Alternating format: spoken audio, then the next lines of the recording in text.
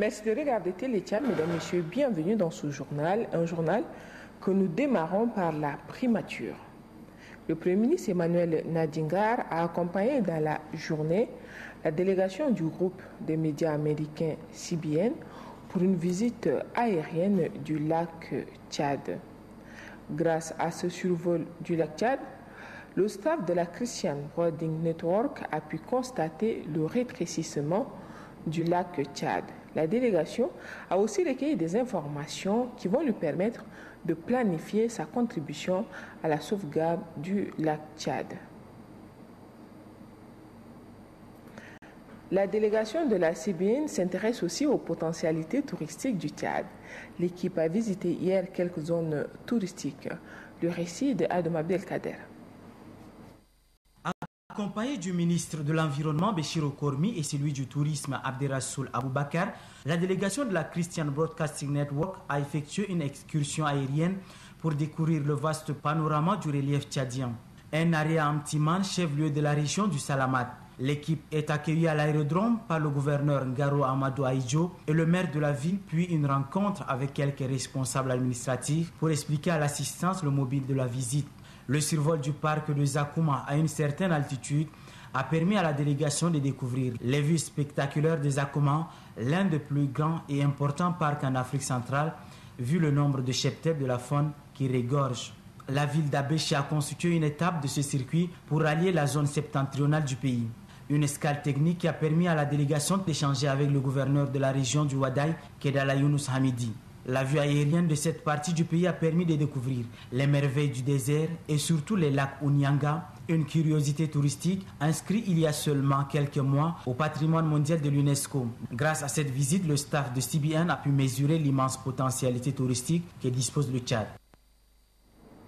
Dans le reste de l'actualité nationale, Hajj 2012, le départ des premiers pèlerins pour la Terre Sainte a eu lieu ce mercredi 3 septembre. C'est au total 262 pèlerins qui ont quitté N'Djamena à bord d'un avion de la compagnie Ethiopian Airlines. Avant le décollage, les pèlerins ont reçu des orientations relatives au respect des principes du Hajj et de la citoyenneté par le ministre de l'administration du territoire, Bachar Ali Suleiman, et le président du Conseil supérieur des affaires islamiques du Tchad, Hissène Hassan Abakar. Un reportage de Mamat Abakar Seydouna. Ils sont 262 pèlerins à prendre place dans ce vol inaugural de la compagnie Ethiopian Airlines. Pour ce premier vol, le ministre de l'administration du territoire, celui de l'information et de la communication et le président du Conseil supérieur des affaires islamiques ont tenu à être à l'aéroport international Hassan Djamous. Avant le décollage, les pèlerins à bord ont reçu des orientations relatives au respect des principes du Hajj et de la citoyenneté. Tout se passe bien. Nous n'avons pas noté une défaillance quelque part actuellement. Pour le Hajj 2012, 6500 visas ont été accordés aux Tchadiens candidats au pèlerinage.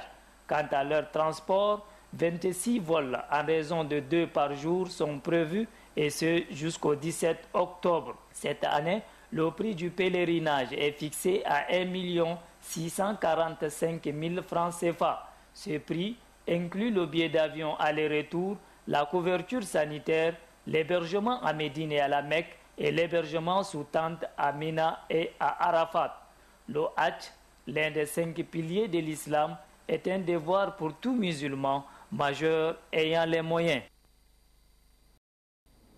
Brazzaville, la capitale congolaise, a accueilli le 28 septembre dernier le 13e forum des ministres en charge des questions de sécurité en Afrique centrale. Le Tchad a été représenté par le ministre de la Sécurité publique et de l'immigration, Ahmad Mahamat Bachir.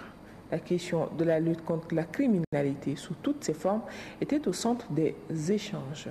Matmoussa Abamicheib.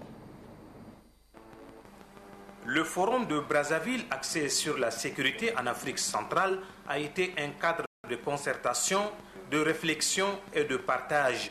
Les ministres en charge des questions de sécurité en Afrique centrale ont au cours de leur rencontre tiré le bilan des activités des différents services du comité des chefs de police de la sous-région, lequel comité, faut-il le rappeler, est né en avril 1997 en même temps que le forum. Les ministres de sécurité présents à ce forum, dont le Tchadien Ahmed Mohamed Bachir, ont également évalué les résultats attendus par les différents services de la police des États de l'Afrique centrale. L'accent a été mis sur l'amélioration de la coopération entre les services de police des États de l'Afrique centrale, le renforcement de leurs capacités en matière de prévention et la lutte contre la criminalité transfrontalière dans la sous-région. À l'issue des échanges, les ministres africains chargés de la sécurité ont défini une politique de lutte contre la criminalité en Afrique centrale. Des nouvelles formes de criminalité ont été également identifiées, ce qui permettrait à la police de prendre des dispositions nécessaires pour les éradiquer. Un plan d'action de lutte contre la criminalité transfrontalière et transnationale a été élaboré. Le prochain 14e forum des ministres en charge de sécurité de l'Afrique centrale et des chefs de police se tiendra en République démocratique du Congo. La réunion transfrontalière sur l'éradication de la poliomyélite autour du lac Tchad s'est tenue ce matin ici à N'Djamena. Cette réunion transfrontalière regroupe 4 pays limitrophes du lac Tchad. La réunion a été ouverte par le ministre de la Santé publique, Ganda Taouamia. Cette réunion transfrontalière autour du lac Tchad pour l'éradication de la poliomyélite est la réponse aux recommandations d'Abuja en 2010 sur l'initiative des activités transfrontalières pour résoudre les problèmes communs de santé publique, y compris l'éradication de la poliomyélite, et la 4e réunion interne de l'OMS sur le suivi des progrès du programme d'éradication de la poliomyélite tenu à Brazzaville en juillet 2012. La réunion transfrontalière de N'Djamena regroupe 4 pays limitrophes, à savoir le Niger, le Nigeria, le Cameroun et bien entendu le Tchad. Malgré les multiples tentatives pour stopper la circulation du poliovirus sauvage, la poliomyélite continue de faire des ravages dans le lac Tchad. C'est difficile, l'organisation des activités sanitaires ne peut faire efficacement. L'interruption effective de la circulation du poliovirus sauvage au lac Tchad ne peut se réaliser sans la collaboration transfrontalière.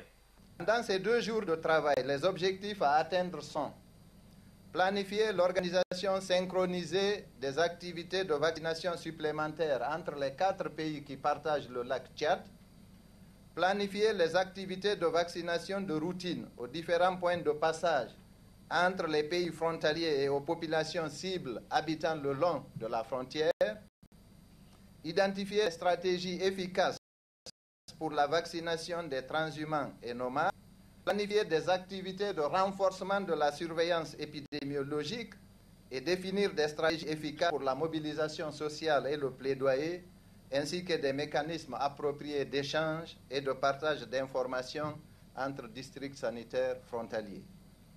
Et enfin, identifier d'autres interventions de santé publique d'intérêt commun à mettre en œuvre le long des frontières. Pour le ministre de la Santé publique, cette réunion doit contribuer à l'interruption de la circulation du poliovirus sauvage dans les 4 pays qui partagent le lac Tchad. Pour notre part, depuis plus d'1 an, le président de la République, chef de l'État, son Excellence Idriss Déby Itno, conduit personnellement tous les 24 mois des réflexions autour des questions de santé, notamment celles concernant la poliomyélite, dont les derniers cas de l'année 2012 au Tchad ont été notifiés dans les régions du lac Tchad. Mahmoud Nawar Ngawara reconnaît que les défis de la rencontre de N'Djamena sont grands et multiformes et le ministère de la Santé publique seul ne peut y faire face. C'est pourquoi les secteurs de l'administration du territoire, de la sécurité, de l'élevage et de la communication sont associés en vue de venir à bout du poliovirus sauvage dans le lac Tchad. Point final à cette session d'information. Merci de votre attention.